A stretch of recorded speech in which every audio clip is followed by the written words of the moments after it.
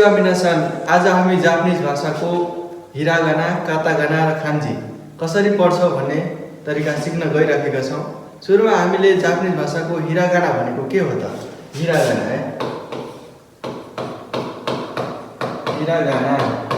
Hiragana भनेको जस्तै हाम्रो नेपालमा क ख ग घ जसरी पढ्छौँ त्यसरी नै जापानमा आ इ उ ए ओ जस्तै गरी पढ्नुपर्छ है। कातागाना भनेको चाहिँ कातागाना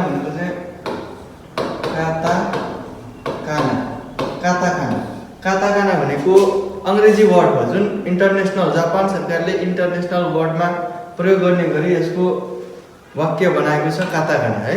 अब त्यस्तै खान्जी भनेको हिरागाना र कातागानालाई सर्ट फर्म तरिकामा जापान सरकारले चाहिँ चाइनाको अक्षर लेटर खान्जीलाई कपी गरेको छ। त्यस कपीलाई छोटो तरिकामा लेख्ने खान्जी नै छ। हिरागानाबाट सुरुवात गर्दैछौँ है, हेर्नु होला है।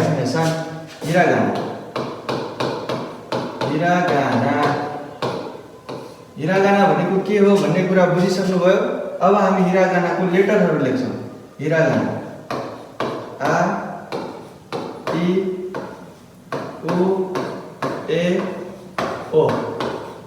अब हेर्नुहोस् त, हामीले नेपालमा चाहिँ अ आ इ उ ए पढे जस्तै अब जापानमा चाहिँ आ इ उ ए ओ गरी पढ्नुपर्छ है। अब हेर्नुहोस् त, आ आयो, इ उ ए ओ। त्यस्तै गरी यसको अगाडि अ छ भने अलाई चाहिँ अ आयो भने आ इ उ ए ओ सेम आयो है, तर अ हुँदैन नेपाल जापानिजमा। अब का कि कु के को। अब यहाँ हेर्नुहोस् त मिनासान, अब का आ साउन्ड आउनु पर्यो, साउन्डले चेन्ज भएको है। साउन्ड का आ साउन्ड आयो लास्टमा, कि ई साउन्ड आउनु पर्यो, कु उ साउन्ड आउनु पर्यो, अनि के ए साउन्ड आयो, को ओ साउन्ड आयो। अब हामी यसको स्टेप तरिका लेख्छौँ। अब हामी आ इ उ ए ओ लेख्ने तरिका सिक्दैछौँ है, हेर्नु होला ध्यान दिएर।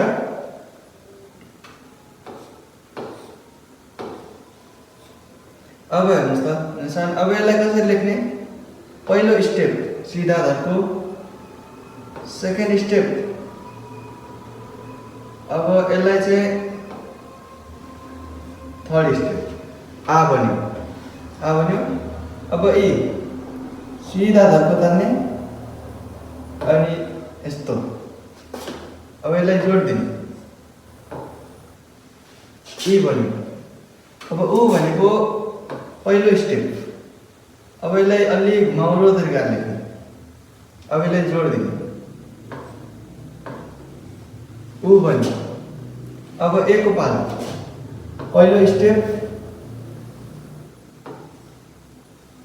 7 जस्तो बनाउने। अब यसलाई जोड दिने, यसरी अलिकति घुमाउरो गर्ने भयो ए। अब ओ को पालो, पहिलो स्टेप, अब दोस्रो स्टेप। अब यसलाई चाहिँ थर्ड स्टेपमा यसरी भयो।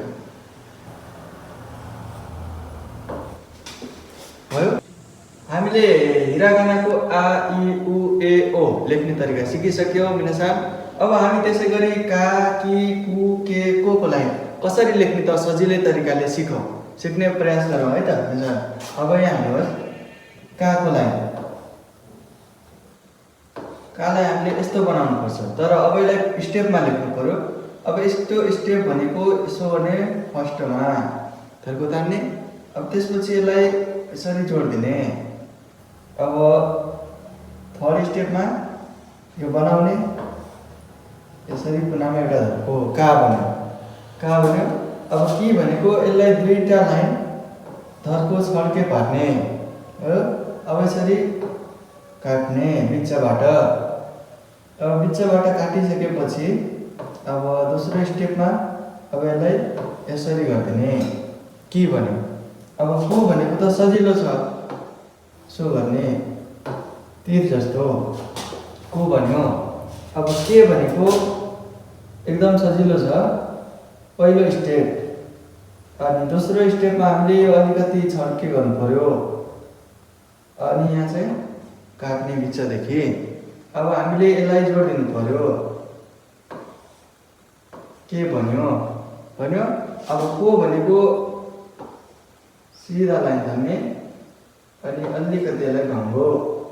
अब यसलाई जोडिदिने को भन्यो हामी साको लाइन सिक्न गइराखेका छौँ। हेर्नुहोस् है, ध्यान दिएर बुझ्नु। साको लाइनमा हामीले नेपाली ट जस्तो यस्तो गर्ने ट बनाउने। अब दोस्रो स्टेपमा यसरी गर्ने काट्ने यसलाई है। स भन्यो सा भन्यो। अब सी को पालो भनेको बन्सी बनाउने बन्सी भन्यो। अब सुको लाइन पहिलो स्टेप धर्को तान्ने सिधा। अब सिधा तानिसकेपछि फेरि धर्को तानेर यसलाई यसरी काट्ने, अलिकति बङ्ग्याउने अनि यसरी गर्ने सु बन्यो। अब से भनेको पहिलो स्टेप सिधा धर्को तानिसकेर अब यसलाई फेरि धर्को तानेर यसरी काट्ने तलबाट काटिसकेपछि अब अर्को स्टेपमा भनेको यस्तो गर्ने, यस्तो गरिसकेर यसरी गर्ने। से भन्यो है यहाँ। अब सोको पालो। सो भनेको जेड जस्तो बनाउने, यस्तो गर्ने, अलिकति यसलाई लामो पार्ने अगाडि, फेरि यसलाई पछाडि पनि अलि ठुलो पार्ने अनि यसरी घुमाउने। सो भन्यो।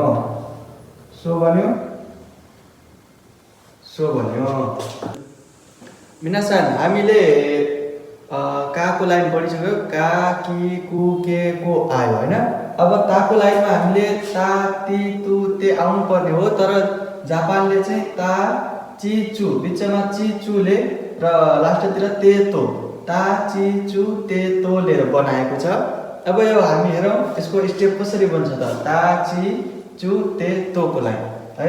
अब हेर्नुहोस्, तामा पहिलो स्टेप यस्तो गर्ने, सिधा यसलाई धर्को तानेर काट्ने। अब यसको दोस्रो स्टेप भनेको यसलाई काटिसकेर अब यसको यस्तो गर्ने, दुईटा स्टेप ता बनिसक्यो है। अब चीको लाइन भनेको उल्टो 5 जस्तो भन्छ पहिलो स्टेप। अब यसलाई चाहिँ दोस्रो स्टेपमा यसरी काट्ने, ता ची भन्यो। अब चु भनेको यसरी चुच्चो जस्तो पार्ने, चु भन्यो है, एउटामा चु भन्यो। अब ते भनेको सिधा लाइन दिने। अब यसलाई चाहिँ दोस्रो स्टेपमा यसरी काट्ने, ते भन्यो। अब तो भनेको यसरी घुमाउने, यसरी घुमाइसकेपछि अब यसलाई चाहिँ यसरी अलिकति काट्ने, तो बनिसक्यो। हामीले ताको लाइन सिकिसकेर अब हामी नाको लाइन आइसक्यौँ। ना, नि, नो, ने, नो। अब नाको लाइनको स्टेप सिकौँ है। स्टेप सजिलो तरिकाले पहिलो स्टेप हामीले सडको अलिकति धर्को तान्ने अनि त्यसलाई बिचदेखि काट्ने। काटिसकेर अब दोस्रो स्टेपमा भनेको यहाँ अलिकति धर्को जस्तो दिने अनि थर्ड स्टेपमा भनेको धर्को दिइसकेर नेपाली 4 जस्तो दिने। ना भन्यो। अब नि भनेको हाम्रो सजिलो छ। नि भनेको सिधा धर्को दिने, सिधा धर्को दिइसकेर अब यसमा हामीले दुईवटा तल र माथि दिने, नि भन्यो है। अब नो भनेको चाहिँ यसलाई भी जस्तो बनाउने, भी जस्तो बनाइसकेर यसलाई हामीले यसरी काट्न सकियो। के गर्ने, यसरी गरेर यहाँसम्म ल्याउने, यहाँसम्म ल्याइसकेर यसरी काट्ने, नु भन्यो। अब ने भनेको सिधा लाइन तान्ने। अब यसमा जेड जस्तो बनाउने, यहाँसम्म आयो स्टेप। अब अलिकति स्टेपलाई अगाडि बढाऊ, स्टेप यहाँसम्म आयो। अब यसलाई यसरी माथि उचालेर यसरी घुमाइदिने, यो भनेको ने भन्यो। अब नो भनेको त एकदम इजी छ। यसो गर्ने घुमाउरो तरिकाले घुमाउने। यो भनेको नो भन्यो,